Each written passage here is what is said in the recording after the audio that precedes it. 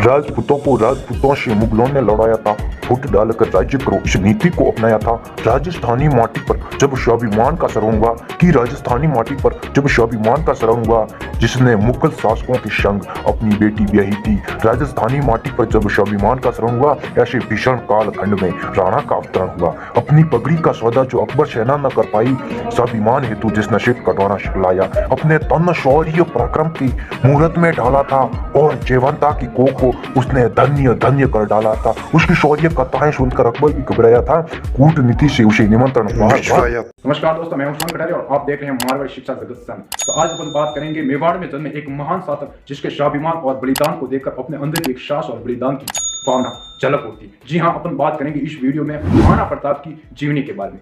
तो महाराणा प्रताप का जन्म 9 मई 1540 को मेवाड़ में एक दुर्ग है कुमलगढ़ दुर्ग, और कुमलगढ़ दुर्ग में एक गढ़ है बादल महल, और बादल महल में एक स्थान है कठारगढ़, और उसी कठारगढ़ में कचेरी है जिसे हम बोलते हैं जूनी कचेरी। उसी स्थान पर महाराणा प्रताप का जन्म हुआ था। महाराणा प्रताप के पिता का नाम था महाराणा उदयसिंह, और उन महाराणा प्रताप के पिता की जो मृत्यु है वो 1572 में हो जाती है। अगर और बात करें अपन महाराणा प्रताप के बारे में, तो जो महाराणा प्रताप है उसका जो बचपन का नाम था वो था कुका या किक्का, ठीक है। और उसके बाद महाराणा प्रताप की जो माता थी उसका नाम था जयवंता बाई।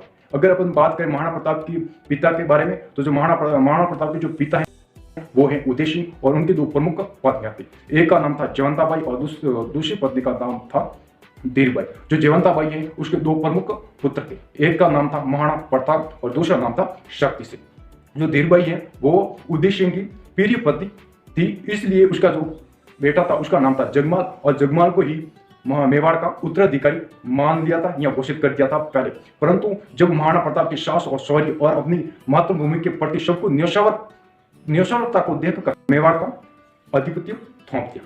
फिर बाद में अगर महाराणा प्रताप के बारे में और बात करें, और महाराणा प्रताप का जो राज्य अभिषेक है वो 1 मई 1572 में हो जाता है। यानी जो 1572 है उस समय उदय सिंह की मृत्यु हो जाती है, और मृत्यु होने के बाद तुरंत राज्य अभिषेक महाराणा प्रताप का हो जाता है। और महाराणा प्रताप की जो मृत्यु है वो 57 वर्ष में हो जाती है। यहाँ अपन कह सकते हैं महाराणा प्रताप की 19 जनवरी 1597 में हो जाती है। उसके बाद महाराणा प्रताप एक वीर शासक थे, एक महान शासक थे। फिर बाद में अगर और पॉइंटों के बारे में बात करें, तो महाराणा प्रताप को अकबर के द्वारा 4 प्रमुख श्रेष्ठ मंडल भेजे जाते हैं। उसको अधीनता यानी मुगलों की अधीनता स्वीकार करने के लिए 4 श्रेष्ठ मंडलों को भेजा जाता है। और प्रथम बार जो श्रेष्ठ मंडल है उसका नाम है, अपन बात करें तो वो थे जहा खां कोशी, जो 1572 में भेजा जाता है। और दूसरे नंबर भेजा जाता है मिर्जा राजा मान सिंह, ऐसा माना जाता है। और एक इतिहासकार है जिसका नाम है कर्नल जेम्स टॉड, वो बताते हैं कि जो मिर्जा राजा मान सिंह है और जो महाराणा प्रताप है उसके बीच एक शांतिपूर्ण वार्ता हुई थी पिशोला झील के तट पर। उसके बाद में तीसरे नंबर श्रेष्ठ मंडल भेजा जाता है और उसका नाम है भगवत दास, और वो भेजा जाता है 1573 में। और अंतिम यहाँ हम कह सकते हैं 4 नंबर पर भेजा जाता है टोडरमल।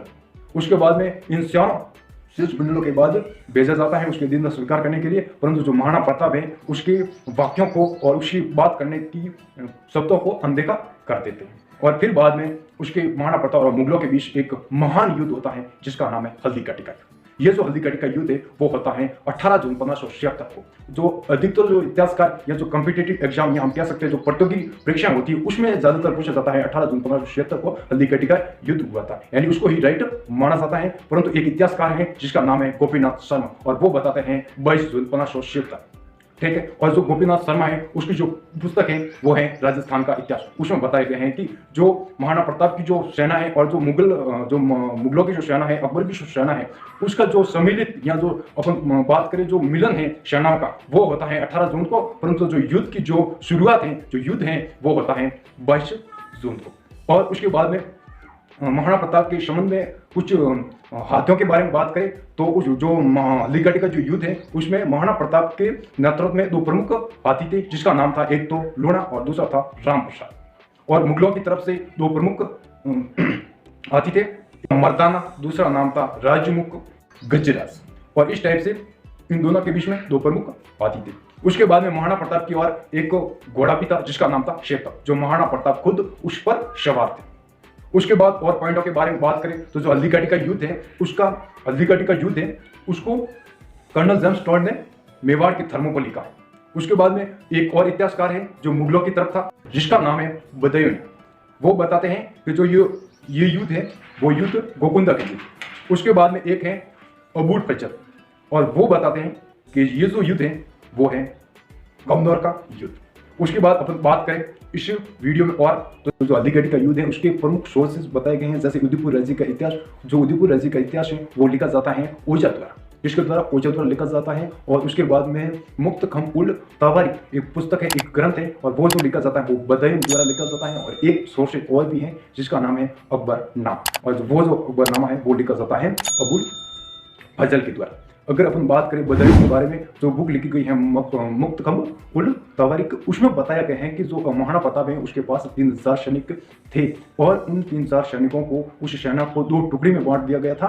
और फिर अपन बात करें जो फर्स्ट टुकड़ी है उस सेना का नेतृत्व हकीम का सूर अफगान के नेतृत्व में सौंप दिया गया था, और जो दूसरी टुकड़ी है उसका खुद नेतृत्व महाराणा प्रताप कर रहे थे। और उस महाराणा प्रताप को उस पुस्तक में कीका के नाम से संबोधित किया गया है, यानी हम क्या बात कर सकते हैं कि उसमें कीका नाम दिया गया। उसके बाद अपन बात करें कि जो महाराणा प्रताप के युद्ध की जब शुरुआत हो जाती है तब महाराणा प्रताप की ओर से, या हम अपन बात कर सकते हैं मेवाड़ की ओर से, जब महाराणा प्रताप की जो सेना आती है तो वो ऊपर से यानी पहाड़ी से अपना वार करती है, और जो मुगल सेना है वो नीचे रहती है, यानी नीचे जो धरातल है जो मैदान की तरफ। तो जो अरावल सेना है उसका जो नेतृत्व है वो महाराणा प्रताप के जो सेनापति थे हकीम का सूर करते हैं, और जो मुगल सेना है और उस मुगल सेना का अरावल सेना का जो नेतृत्व है वो करते हैं